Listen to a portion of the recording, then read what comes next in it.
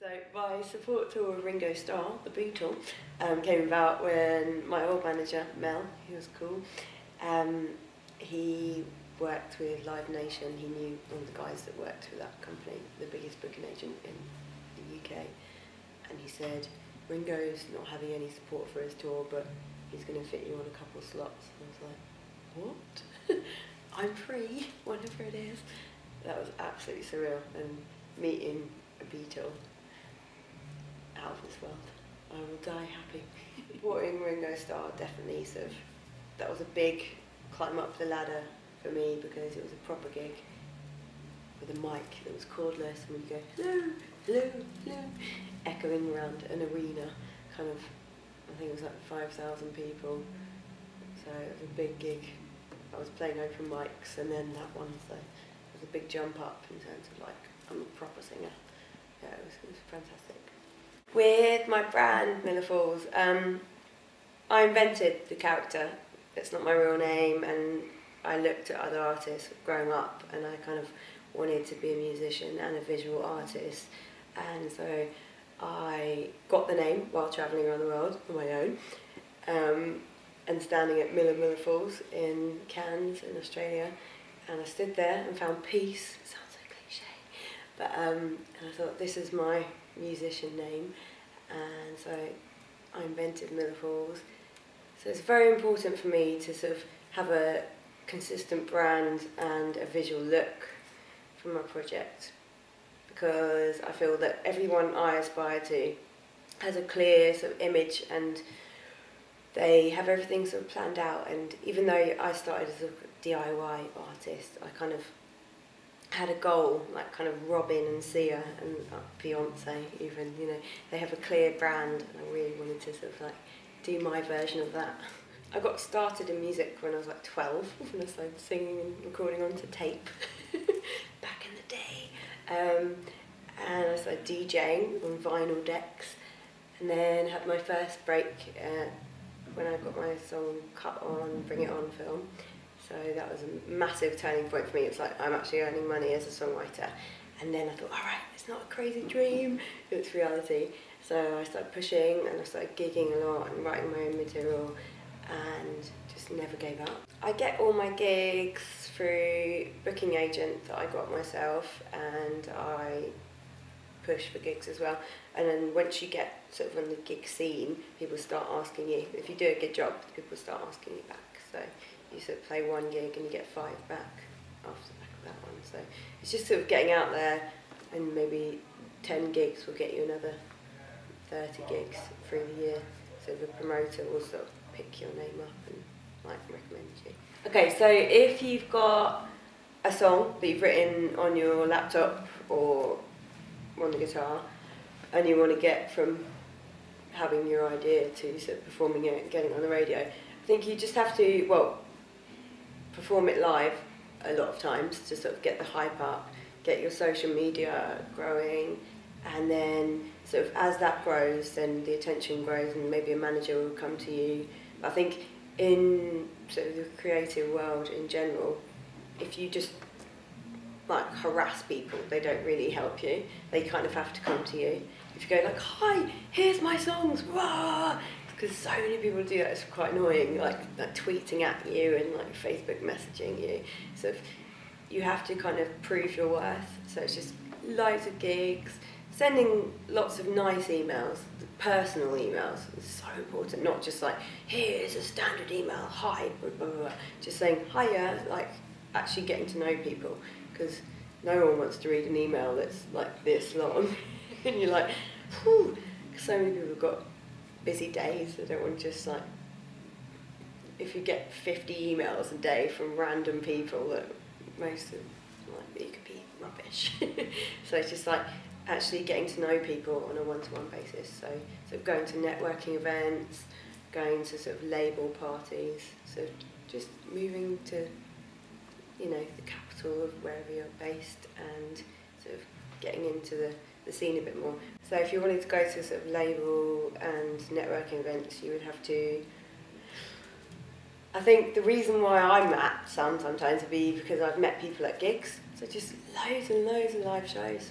So just sort of getting out of your bedroom and just going for it, like just trying to get live shows is a massive one. It's very important to have a strong online presence because people, if they're a fan of you, want to follow you and sort of include you in their life, and if they've just pressed like on your Facebook page, then they feel like they're part of your world. And if you didn't have that, there's so many people that, again, like if you don't do a gig, someone will play the gig. If you don't have your social media sort of existing, then someone else will sort of take over that person's life, and everyone goes on their phone like 10 times a day, so if you can be part of that person's world, 100,000 people, that's an incredible amount of people you're touching with your dream, really. I met my manager that I worked with for most of my life. I was at sixth form and someone recommended me as a singer to go and do a vocal for something, and he was like, "You remind me of me when I was young." And ever since then, just hit it off, and yeah, he's like a family member, he's like an uncle to me. So I think without him, Mila Falls wouldn't exist. It's half him. He invented it with me. It was good. I walked into his studio with a CD with my name, like Mila Falls, like with a marker pen, scrappily written, going, "This is my ideas." And so he listened to them and was like, "These are quite good." And I was like, "Really?" So I loved them, but that doesn't mean anything. And then he took the songs and sort of made them into proper songs, ready for the radio. Yeah, so it was exciting. So I can produce a bit, but not on the level of professional producer. So it was really exciting to see my ideas come to life, really. He saw my vision, sort of saying, "Oh, what do you want to be as a singer-songwriter?" And he grew it with me, and we wrote all the songs together.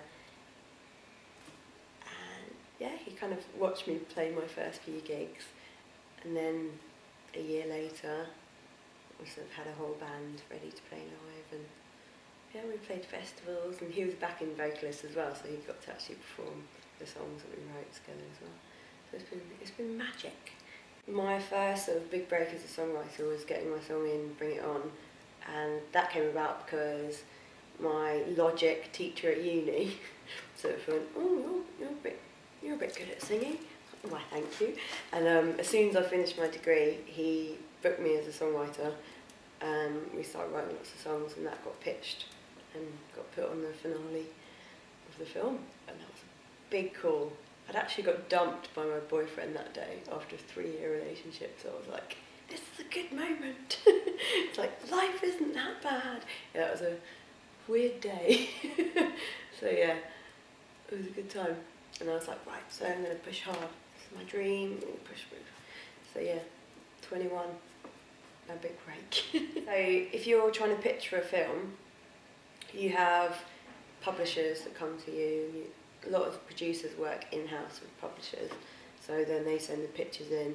So it's trying to get your sort of network circle into people that are getting the networks with the publishers. So they get like, we've got Cheryl Cole album, we've got this film, and you have to, everyone goes for it. Maybe there's like 50 people pitching for that particular like film or artist, and then they pick the best one.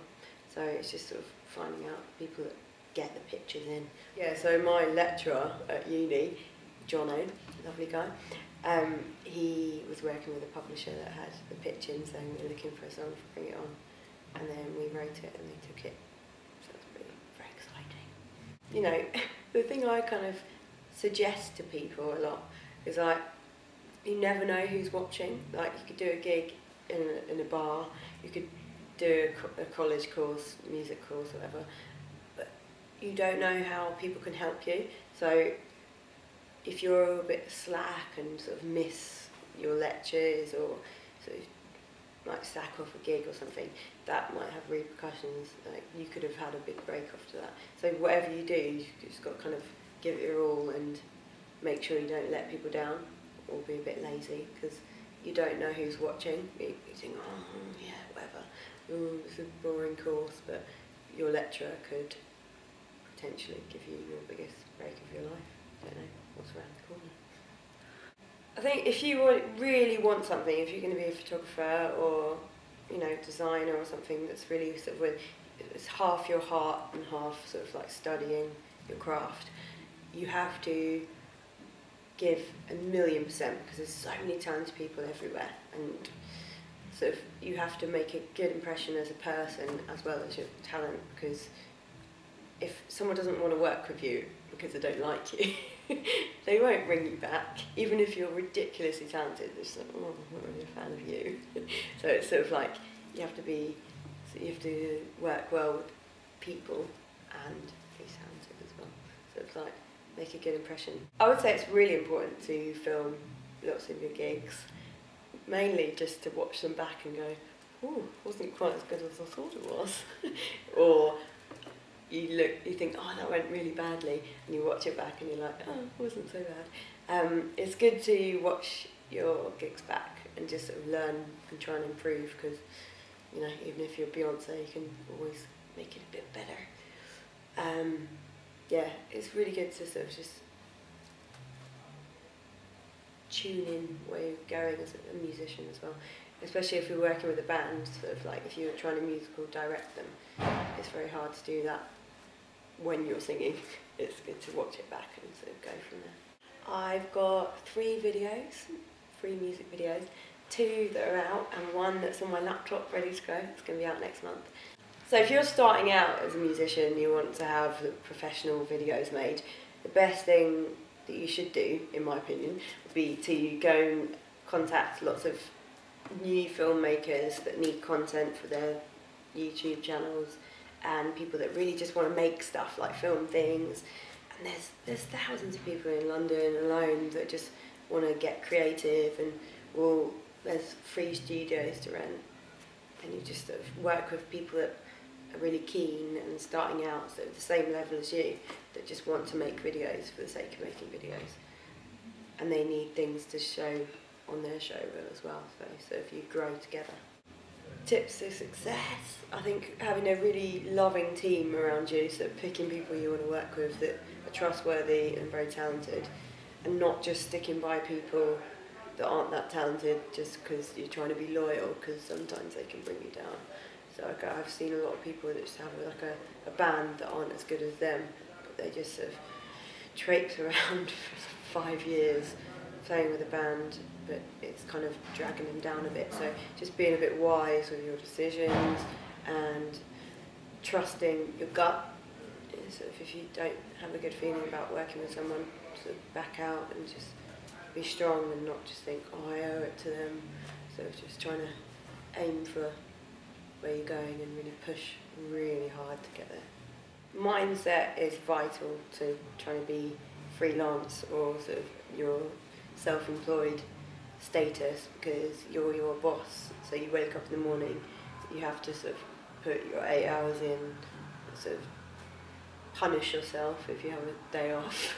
Not badly, but going, right, I need to work double hard tomorrow because I'm going to lose money at the end of the day. And if it's your job, then you need to be pushing as hard as if you were managed by someone. So just managing your time as best you can. Creative people don't do early mornings, I've noticed. I don't. So it's just, if you wake up at 10, try and work till 8, rather than just sort of go, right, it's 4 o'clock, I'm done. My whole life, I've always met people that want to achieve some crazy stuff, sort of designers and artistic people that have big dreams, and I think they understand me and I understand them. So surrounding yourself with like-minded people is vital, because they get you. Otherwise they just think you're barking up a crazy tree, going, I'm going to do this. Really? Why don't you just be a banker? Earn a lot more money. But it's like, people I know wouldn't be happy doing that job. You just got to kind of have a goal and work really hard to get there, and sort of surround yourself with people that have similar goals.